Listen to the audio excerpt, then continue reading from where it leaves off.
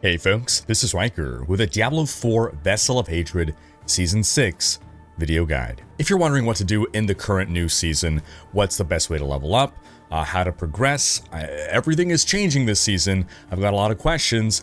This guide should get you settled. But before we dive in, a word from our sponsor, LG Ultra Gear. 6 months ago, LG sent me their new Ultra Gear OLED gaming monitor, which comes in both 39 and 34-inch formats. I got the 39-inch and I'm ruined. I cannot go back to a normal monitor. Gaming on ultra wide just feels so great. So much more immersive, and you can see so much more. In Diablo 4, for instance, I can see and target enemies further away than on a regular monitor. Like, you know how everyone was always complaining in the past about getting one-shot by those ballistas from off-screen? Yeah, they're not off-screen for me. Then even just for productivity, web browsing, workflow, watching videos, it's like having two side-by-side monitors but without a gap in between. And then I can just swap to Mega Monitor Ultra-Wide at any time. Having that flexibility is just great. It's got a gentle curve to it, which I got used to in like an hour. And that curve helps with the immersion. There's no distortion in brightness or color at the periphery of my vision. Everything is just vibrant, crisp, deep blacks that don't fade to gray. It's 1440p cinematic, 21:9 ultra wide. It's got a 0.03 millisecond response time, so forget about any kind of input lag while gaming. So check out this bad boy, the LG Ultra Gear OLED gaming monitor. Click the link in the description below. And from October 7th to the 13th, there are Prime Day deals happening for this monitor, so don't miss out. So let's dive right into creating a new character. First question people continuously ask is whether you are able to go straight to the new campaign, and yes, you can. You can do start with Vessel of Hatred campaign. This will be the default. If you've already beat the base Diablo 4 campaign, you can start Season 6 with a level 1 character with the Vessel of Hatred campaign. You cannot skip the Vessel of Hatred campaign. You have to complete it at least one time. The next thing people wonder is what difficulty should they play on? Well, for fun, you can play on hard. It's probably the best game experience, but for efficiency, you play on normal. Why is that?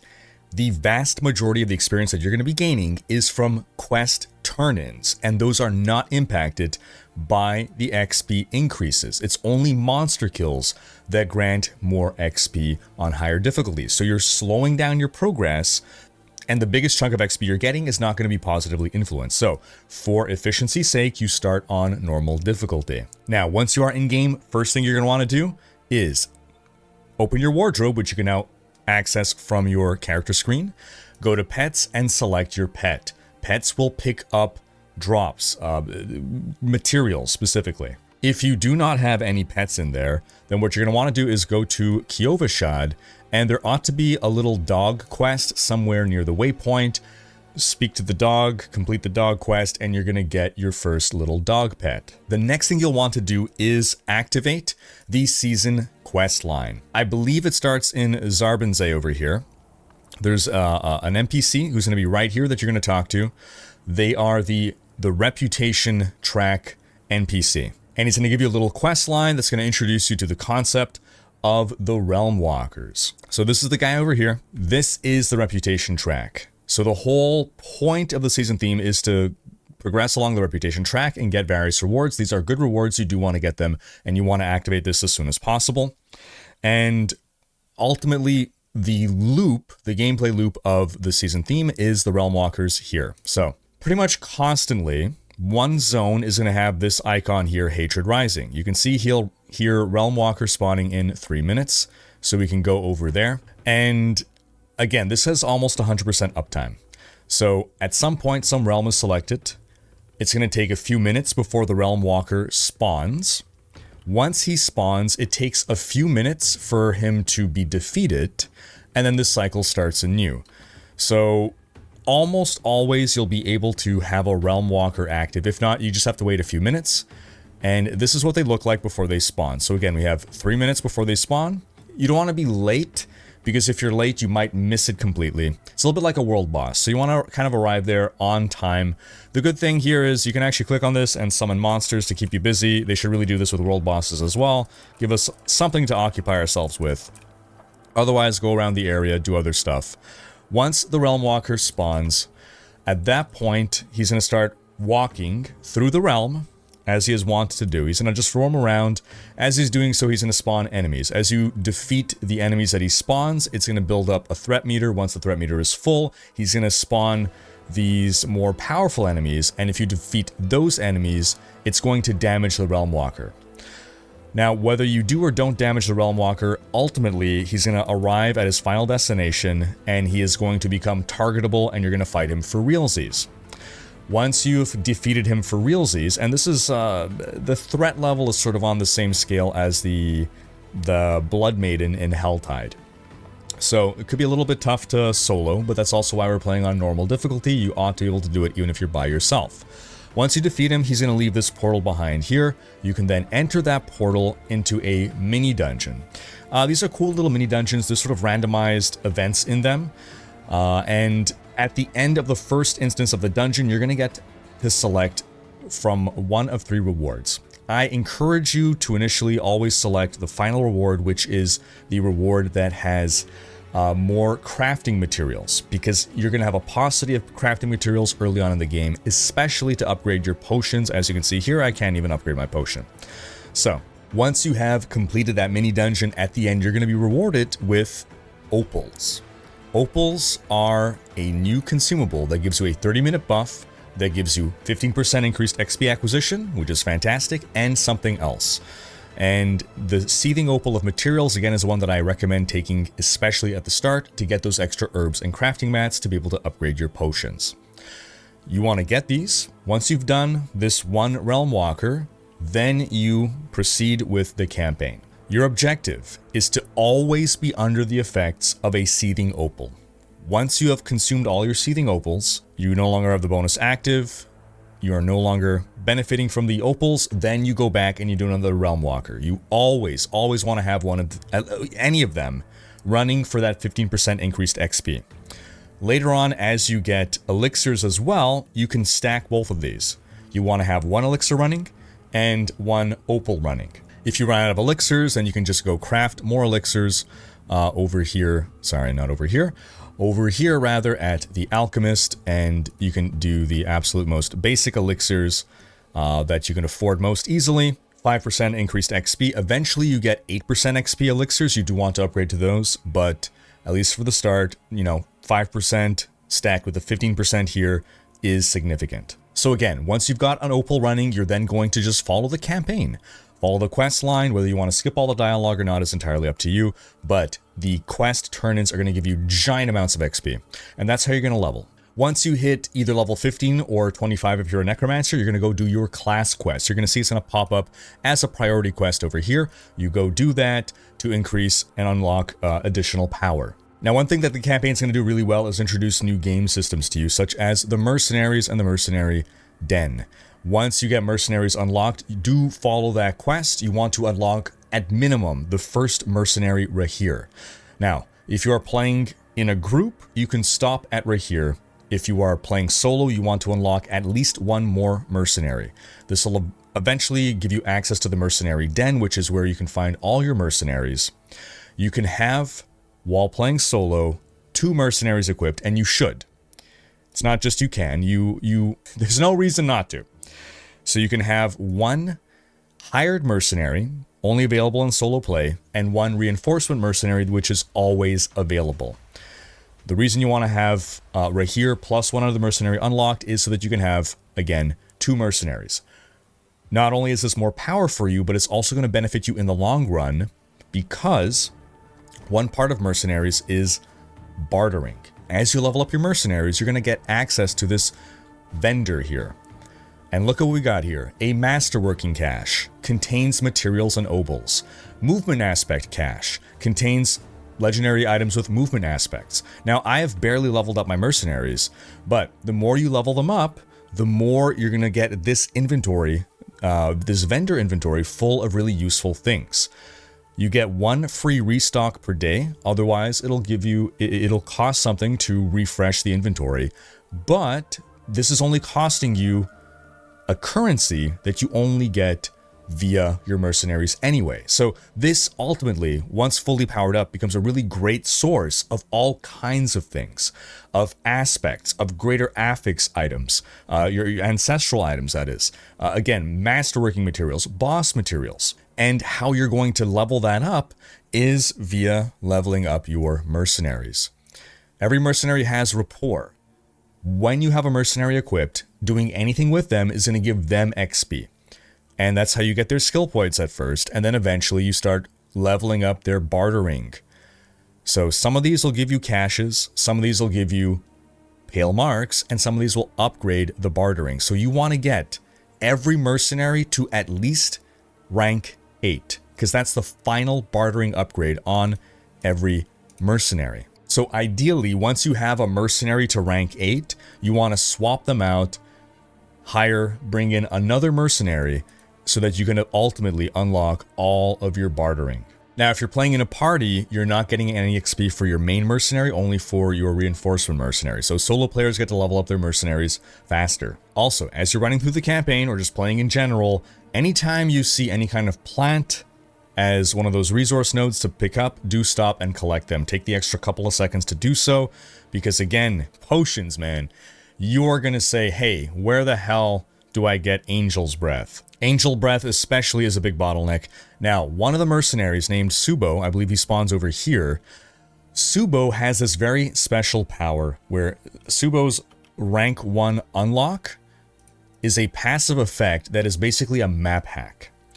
When you have Subo active as your main mercenary in solo play, you're going to see on your minimap every nearby enemy and every nearby resource node, including flowers. Iron chunks as well later on are going to become a rate limiting resource, but it would not surprise me if ultimately people are going to go on Subo runs, just collecting all resources when they run low on mats. Now, by the time you're finished with the campaign, you'll be roughly level 50, might be anywhere between 45 and 60. At that point, you're going to have this quest unlock, Deeds of a Champion. This is going to introduce you to all the gameplay systems, and it's worth doing this. It's going to, again, unlock all the various other things that you can do. And you're going to be wondering, what do I do now? What is my priority? Well, priority 1 is getting to level 60. Item power. Between levels 50 and 60, item power rises in a cadence at which higher level items eclipse lower level items.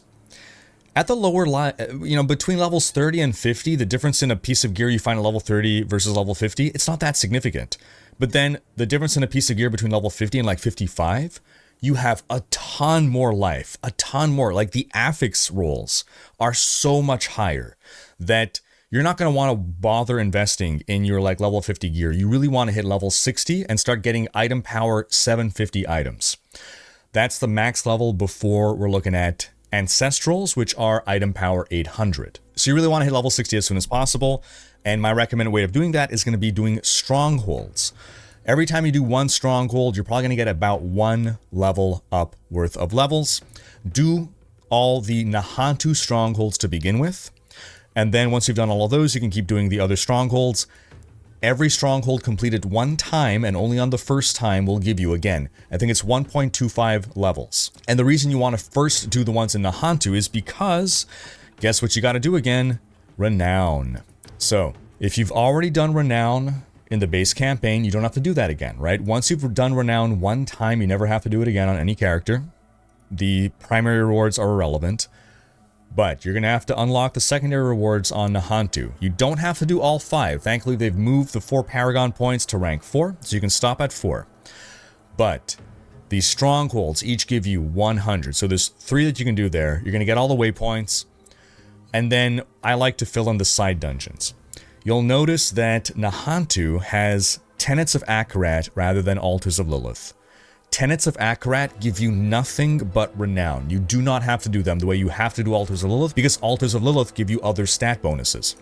Tenets of Akarat give you nothing but Renown, so if you want to collect them, feel free. If you want to make that a source of your Renown, feel free, but you do not have to. So once you've done all of your Nahantu Renown, once you are level 60, your next priority is reaching Torment 1 difficulty. To do that, you're going to have to power up a bit, and hopefully by this point you've saved up some obols. As soon as you hit level 60, you can start gambling, and you have a very, very, very, very good chance of getting item level 750 items. Another thing that you'll want to do is the early season journey steps.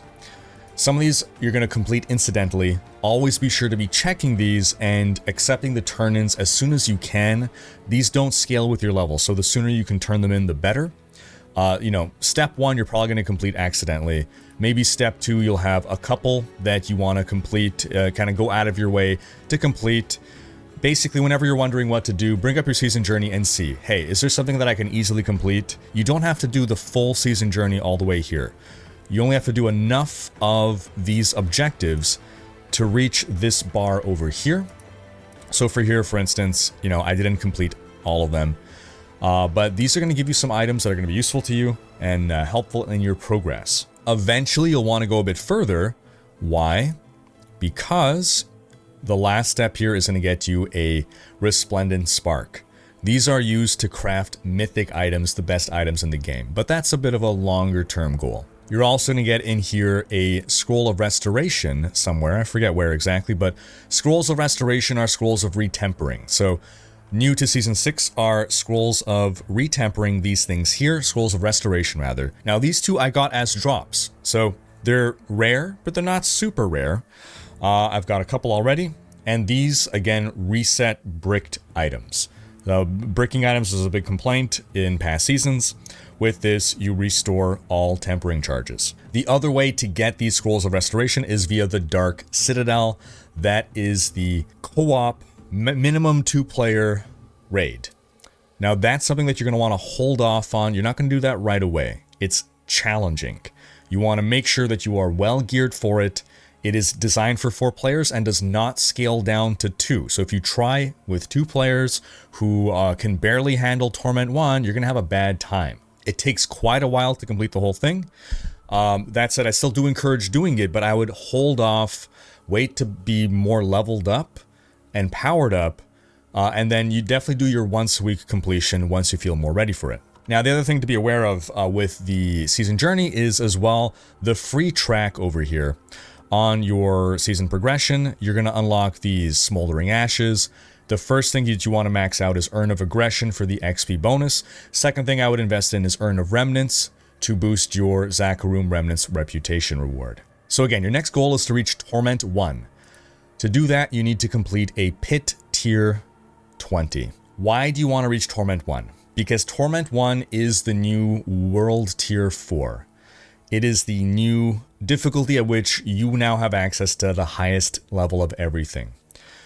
I was going to say there's no point in playing above Torment 1, but that's not true. On Torment 1, you can get everything in the game that there is to get. You can participate in every activity in the game that there is to participate in. You don't have to ever play on higher than Torment 1 difficulty. And you can max out your character and have the strongest character as strong as the strongest blasters in the game by staying on Torment 1. It's just going to take you a bit longer than if you were playing on a higher difficulty.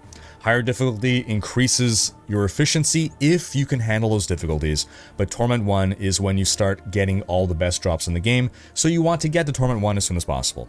To get to Torment 1, you might find yourself needing to futz with your gear a bit. Maybe you're going to have to, temper your gear. Hopefully you wouldn't have to masterwork, but you're going to have to put some semblance of a build together in order to access Torment 1. Once you're in Torment 1, then the farming begins, and you have a wide variety of activities that you can participate in to farm whatever you want to get. So the first thing that I'll mention is Infernal Hordes are probably still the best activity to do in the game. However, you cannot craft Infernal Hordes keys anymore. So once you find a key, run the Infernal Horde. It's going to be super rewarding. You're going to get so much XP for yourself, for your mercenaries. At the end, you're going to get so many items, so many potential materials.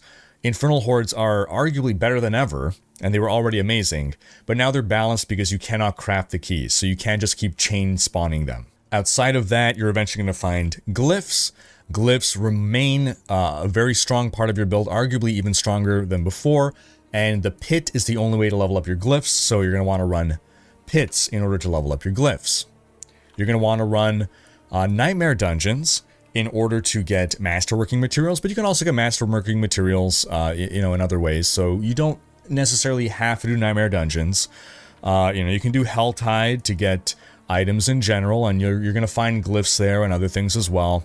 Helltides are good to combine with Whispers. You do your Whisper turn-ins then at the Tree of Whispers. World Boss, if it's up, do the once a week turn-in. If you've already claimed the weekly bonus for that particular world boss, it's probably not worth doing that world boss again. And then the real new thing is the Kurast Undercity here.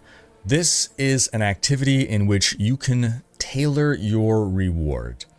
As you engage in game systems, you're going to eventually start finding some tributes. You're going to find things that you can consume to tailor and customize and buff your Undercity run. The Undercity is a time attack dungeon, and while running this dungeon, your objective is to get at least the first tier of 4 tiers of reward unlocked. Ultimately, you do want to get all 4 tiers of reward unlocked if you can. If you cannot, it's not the end of the world, but again, ideally you want to do that. And in order to do that, the Undercity has a fixed number of levels, and if you just skip all the monsters, you're going to reach the end of the level, the end of the final level, and realize, oh man, I only have the boss room now, and I didn't get all 4 tiers. So what I found generally works is explore around the map. Don't full clear, but anytime you see monsters on your minimap have special icons, or any kind of special icon on your minimap, go there and kill and clear the density in that area before moving on. Because the Kurast Undercity is a way to really customize the amount of rewards and the kinds of rewards that you get, both quantity, quantity. You can get, you know, boss farming materials. You can get items with specific affixes, right? You can select as a reward, I want to get amulets with plus to passive skills. So it is exceptionally good for target farming gear. Then if your build needs specific unique items, every boss, every ladder boss, Tormented boss, has specific drop tables.